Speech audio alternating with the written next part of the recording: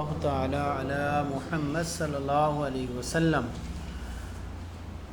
رب یسر ولا تعسر وتمم بالخیر رب یسر ولا تعسر وتمم بالخیر سبحانک لا علم لنا الا ما علمتنا انک انت العلیم الحکیم سبحانک لا علم لنا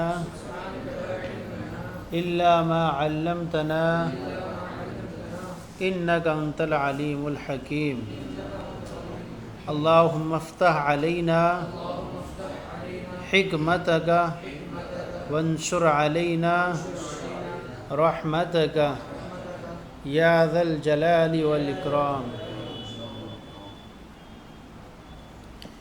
یہ کتاب فارسی زبان میں ہے جسے گلزار دبستہ کہتے ہیں۔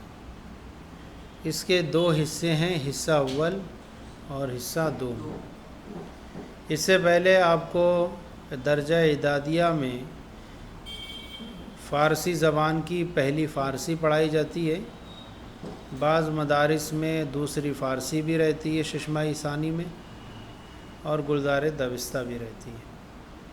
پھر درجہ ثانیہ میں گلستاں پڑھائی جاتی ہے اور بوستاں پڑھائی جاتی ہے۔ اس طرح سے شعر باستاں، سخن نو اور دیگر فنون کی جو کتابیں ہیں، علم صرف میں، علم الصیغہ جو ہے مدارس میں فارسی میں پڑھائی جاتی ہے۔ تو فارسی زبان کی بہت ساری کتابیں داخل درس ہیں، لیکن دھیرے دھیرے حالات بدلنے سے اب نکلتی جا رہی ہیں فارسی کی کتابیں۔ کچھ کا یہ کہنا ہے کہ فارسی زبان اب ختم ہو چکی ہے، حالانکہ ایسا نہیں ہے۔ بہت ساری ایسی کتابیں ہیں جن کے حاجت کے لیے، ضرورت کے لیے فارسی کی حاجت آتی ہے۔ اعلیٰ حضرت رضی اللہ تعالیٰ عنہ کی فتاوی رضویہ میں اکثر جگہ فارسی کے الفاظ استعمال ملیں گے، تو ان کو سمجھنے کے لیے بھی آپ کو فارسی کی ضرورت ہے۔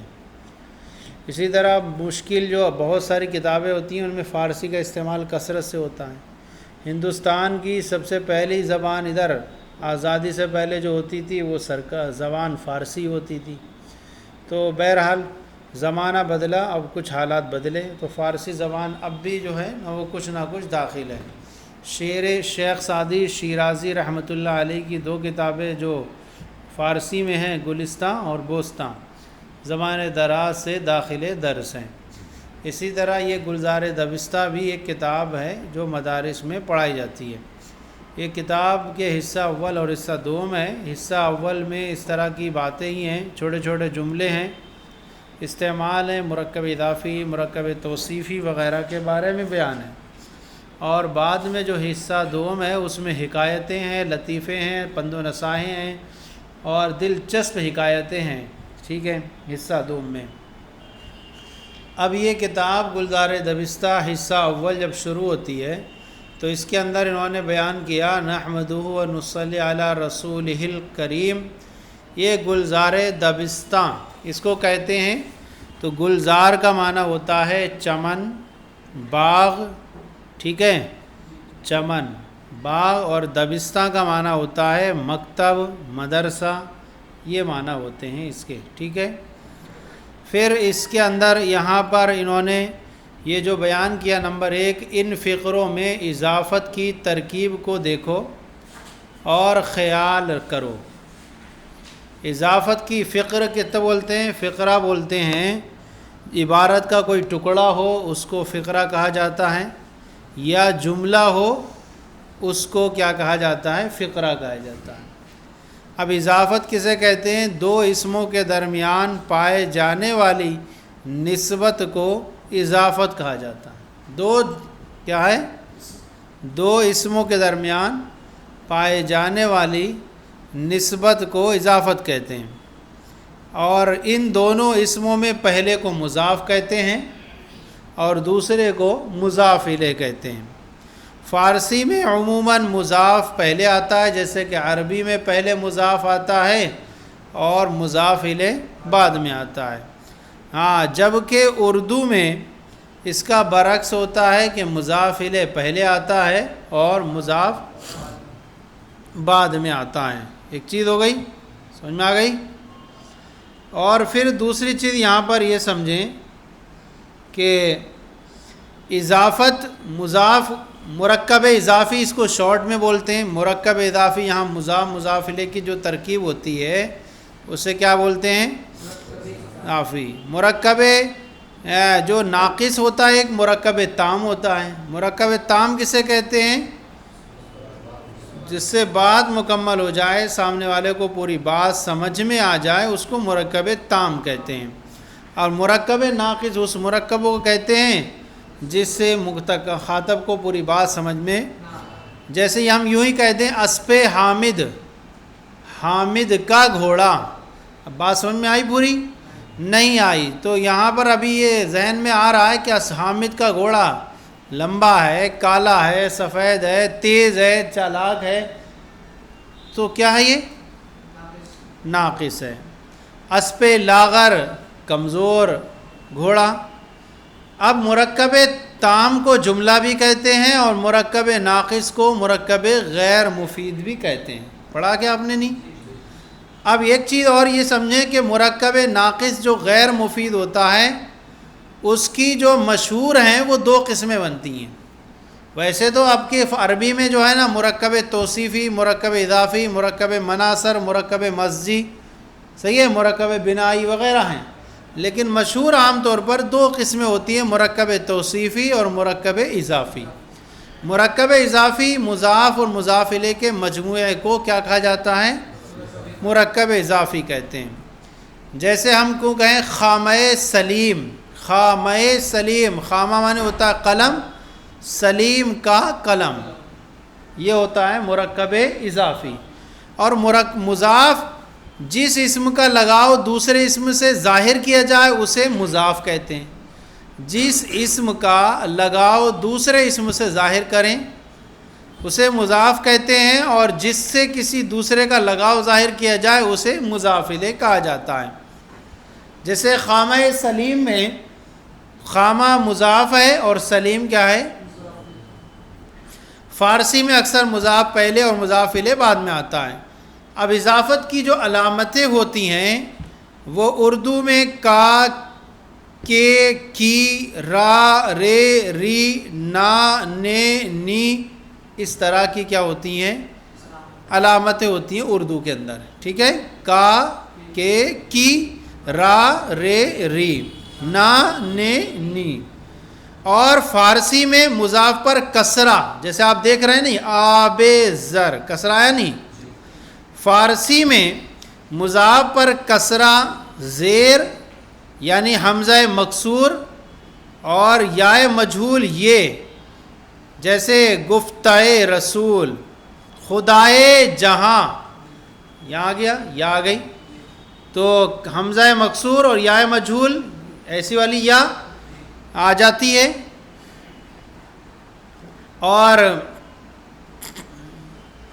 اگر ہاں اب یہ بھی ایک چیز ہے کہ قاعدہ انہوں نے یہ بیان کیے ہیں کہ اگر مضاف کا آخر الف ہو, مضاف کا آخر الف واو ما قبل مضموم یا ہائے مختفی نہ ہو تو مضاف پر کسرہ آئے گا. قاعدہ یہاں میں رکھیے کیا؟ مضاف کا آخر الف واو ما قبل مضموم یا ہائے مختفی نہ ہو تو مضاف پر کسرہ آئے گا. جیسے آب زر, مضاف کے آخر میں نہ تو الف ہے آب ہے اور نہ واو ما قبل مضموم ہے اور نہ ہائے مختفی ہے. اب ہائے مختفی کسے کہتے ہیں؟ دو طرح کی ہا ہوتی ہیں, ایک ہوتی ہے ہائے ملفوظی اور ایک ہوتی ہے ہائے مختفی. ہائے ملفوظی اتنا سمجھیں آپ جو پورے طور پر ادا کی جاتی ہے, ملفوظی لفظوں میں بالکل کیا ہوتی ہے؟ وہ ادا کی جاتی ہے.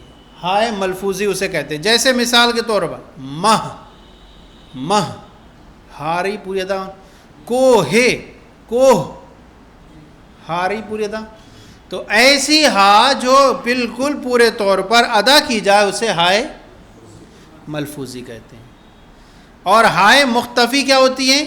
وہ ہا ہوتی ہے جو لفظ کے آخر میں اپنے پہلے والے حرف کی حرکت کو ظاہر کرنے کے لیے آئے. کیسے ہوتی ہے؟ لفظ کے آخر میں تو آئے لیکن کس لیے آئے؟ اس سے پہلے والا جو حرف ہے اس کی حرکت کو ظاہر کرنے کے لیے آئے اور صاف نہ پڑھی جائے. اختفا چھپی ہوئی. کیا تعریف ہوگی؟ جو لفظ کے آخر میں پہلے والے حرف کی حرکت کو ظاہر کرنے کے لیے آئے اور صاف طور پر نہ پڑھی جائے. جیسے نامہ، نامہ، نامہ خط، نامہ احمد، نامہ. کیسے لکھتے ہیں آپ؟ ہاں لکھیں گے نہیں لیکن پڑھا جا رہا ہے صحیح سے. یہ اس کی حرکت ظاہر کرنے کے لیے آئے. ہاں کو صاف سے پڑھا نہیں جا رہا ہے. نام احمد کا خط، ہاں اور پہلے والے حرف کی حرکت کو ظاہر کرنے کے لیے آئے اور صاف ادا نہ ہو. جیسے اب دیکھیے غنچہ، غنچہ ہے ہاں آخر میں لیکن کیا ہے؟ اس کے حرف کی حرکت کو ظاہر کرنے کے لیے آ رہا ہے. صاف ادا کا ادا. تو ہاں کی دو قسم ہوئی، ہائے ملفوظی، ہائے ہائے مختفی. صحیح ہے؟ تو کیا ہوا؟ کب آئے گا؟ مضاف کے آخر میں کب آتا ہے؟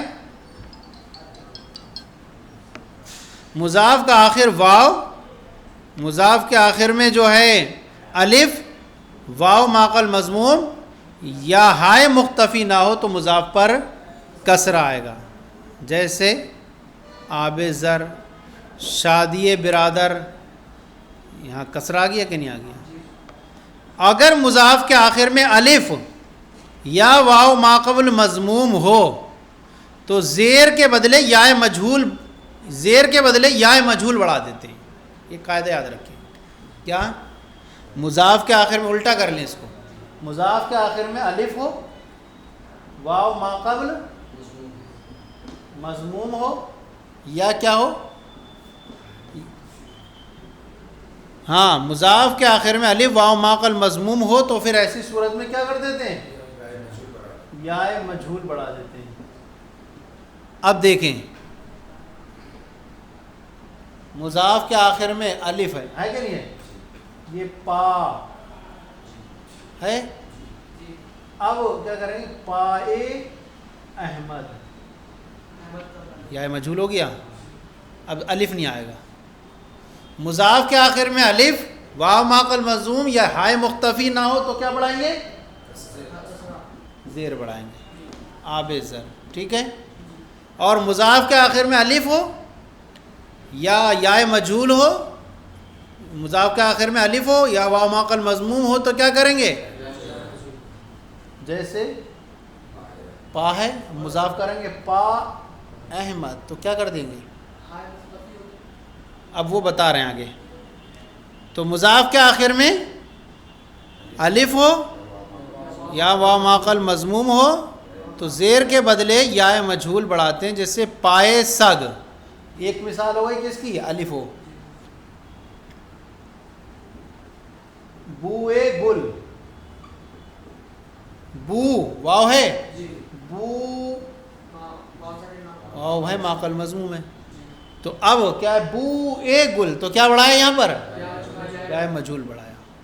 قاعدہ یاد ہو گیا کہ اگر مضاف کے آخر میں الف واو ماقل مضموم یا ہائے مختفی ہو نہ ہو تو پھر ایسی صورت میں کسرہ دیں گے. اور اگر مضاف کے آخر میں الف واو ماقل مضموم ہو تو یا مجہول. ایک ہو گیا. اگر مضاف کے آخر میں ہائے ملفوظی ہو، کیسی ہو؟ تو ہا پر زیر دیتے ہیں. مضاف کے آخر میں ہائے ملفوظی ہو، ہاں بالکل لفظوں میں ہو جو دکھ رہی ہو، پڑھنے میں آتی ہو صاف ادا پر، تو کیا کریں گے؟ صرف ماہ رمضان آیا کہ نہیں آیا؟ مضاف کے آخر میں ہائے ملفوظی ہو تو کیا کریں گے؟ تو کیا کریں گے؟ صرف کسرہ دیں. سمجھ میں آ گیا؟ ماہ رمضان مثالیں لکھ لینا، یہ کاپی بنانا اس کی. اور اگر مضاف کے آخر میں، اب یہ اور مثال دیکھ لیں، کوہ ہند ہے کہ نہیں؟ ہائے ملفوظ ہی ہے. اور اگر ہائے مختفی ہو تو زیر کے بدلے حمزہ بڑھاتے ہیں. ہائے مختفی ہو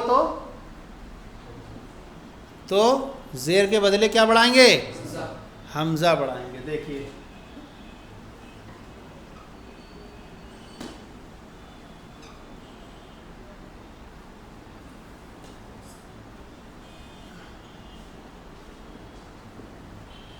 کیا ہے؟ ہائے مختفی ہے، آشیانہ. آشیانہ صاف ادا ہو رہا، اس سے پہلے والی حرکت کو ظاہر کرنے کے لیے آیا ہے نہیں، ہاں صاف ظاہر نہیں ہو رہا ہے. تو کیسے پڑھیں گے؟ آشیانہ. آشیانہ مرغ، مرغ کا گھونسلہ، پرند کا گھونسلہ. دیکھیے کیا ہوا؟ حمزہ ہے کہ نہیں؟ آشیانہ مرغ، حمزہ بڑھا دیں. اگر مضاف کے آخر میں ہے مختفی ہو تو کسرے کی بجائے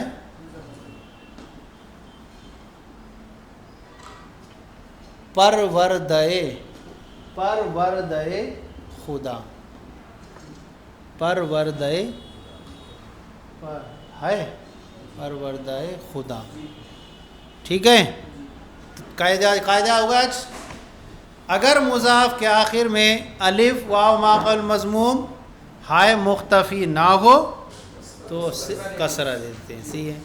اگر مضاف کے آخر میں الف واو ما قبل مضموم ہو تو ایسی صورت میں یا مجہول بڑھاتے ہیں. جیسے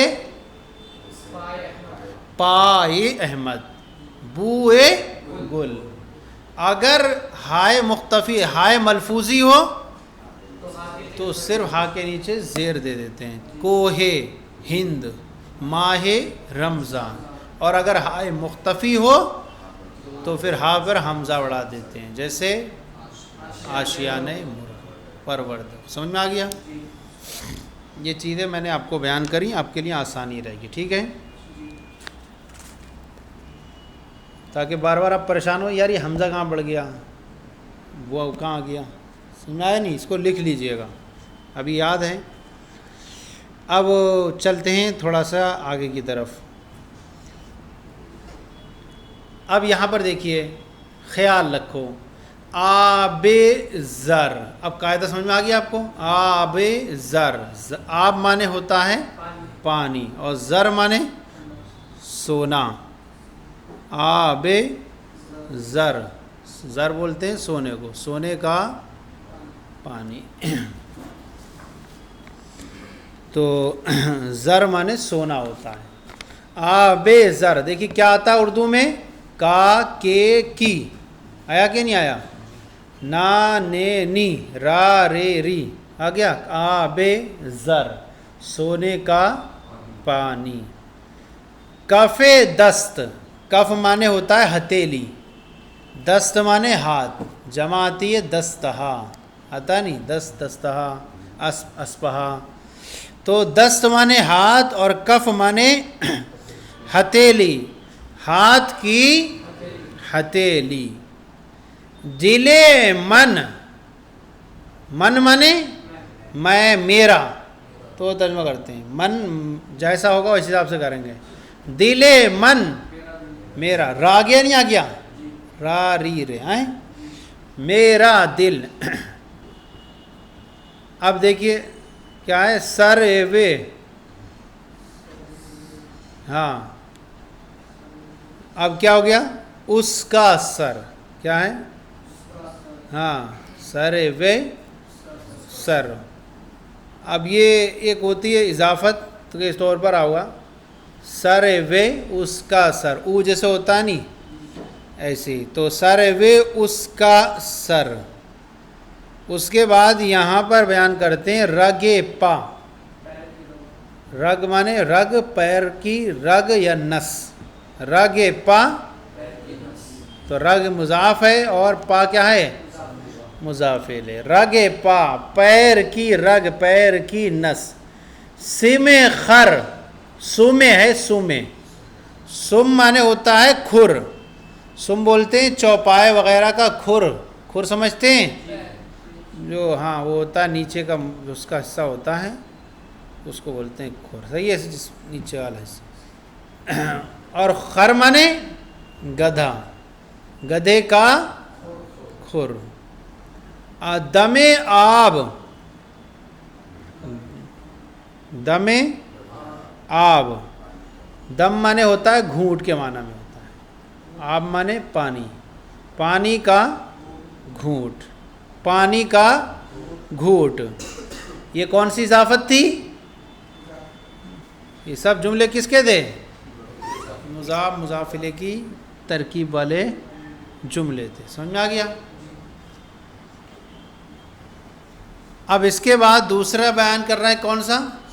صفت موصوف کی ترکیبوں کو دیکھو اور خیال کرو. صفت کسے کہتے ہیں؟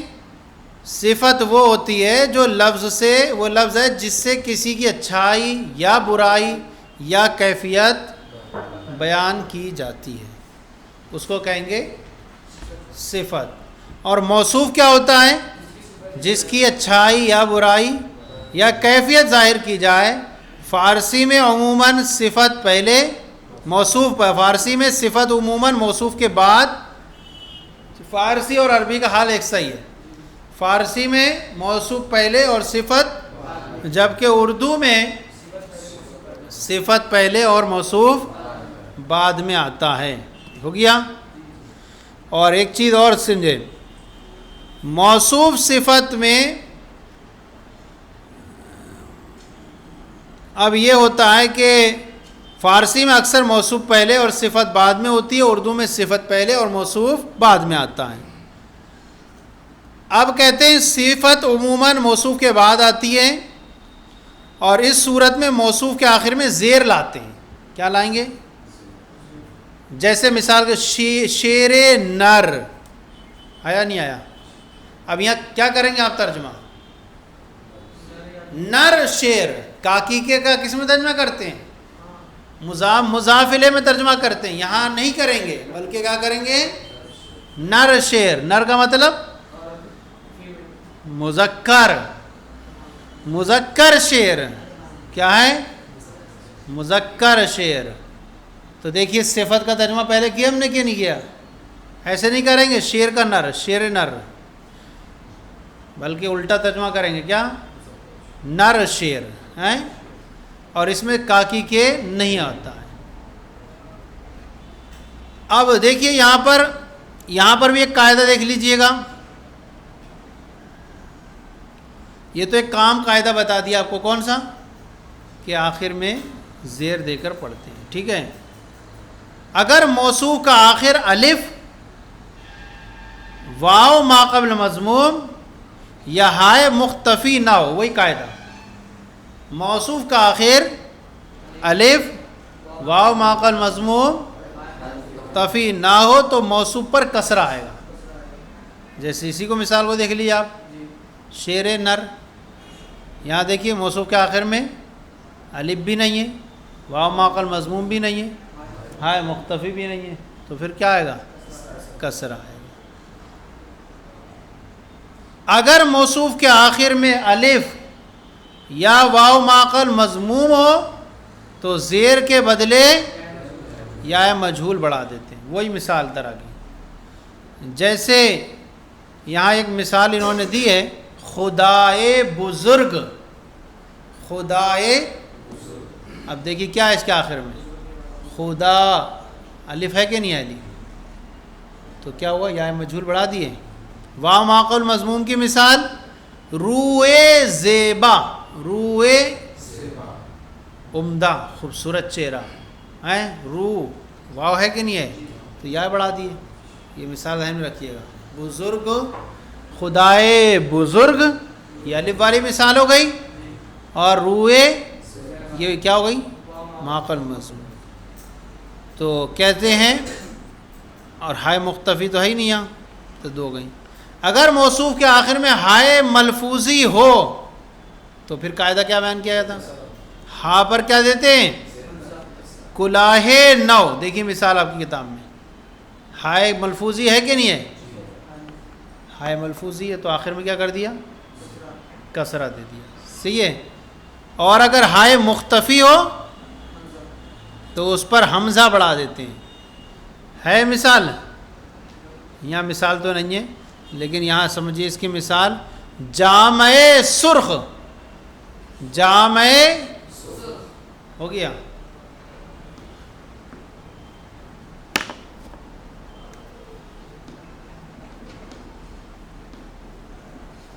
جامع سرخ آ گیا. یہاں کیا ہوا؟ ہائے مختفی ہے کہ نہیں ہے؟ تو اس پر کیا ہو دیا؟ وہی قاعدہ ہے جو مضاف والے قاعدے اپنے کو بیان کیجیے. کیا؟ اگر مضاف کے آخر میں الف معقل مضموم مختفی نہ ہو کسرہ دیتے ہیں، اور اگر الف ہو واو معقل مضموم ہو تو یا مجہول بڑھا دیں، اور اگر ہائے ملفوظی ہو تو صرف کسرہ دیں، اور اگر ہائے مختفی ہو تو حمزہ بڑھا دیں. ٹھیک ہے. شیر نر، نر مذکر شیر. اسپِ چابک، چابک مانے چالاک. اسپِ چابک چالاک گھوڑا، تیز گھوڑا یہ بھی کہہ سکتے ہیں. صحیح ہے. خط خوب، خوب مانے ہوتا ہے عمدہ اچھا، خط مانے خط، خط خوب عمدہ خط اچھا خط. نان گرم، نان مانے روٹی، گرم گرم، نان گرم گرم روٹی. آب خنک، خنک مانے ٹھنڈا، کیا ہوتا ہے؟ ٹھنڈا پانی. آب خنک ٹھنڈا پانی. رنگ شوخ، شوخ مانے ہوتا ہے تیز، کیا ہوتا ہے؟ تیز، تیز رنگ، تیز رنگ. کسی چیز کا ہے تیز رنگ اس کو بولیں گے رنگ شوخ، تیز. رخت کہنا، رخت بولتے ہیں اسباب سامان اس کو بولتے ہیں، اور کہنا مانے پرانا، پرانا سامان. رخت کہنا پرانا سامان، رخت کہنا پرانا سامان.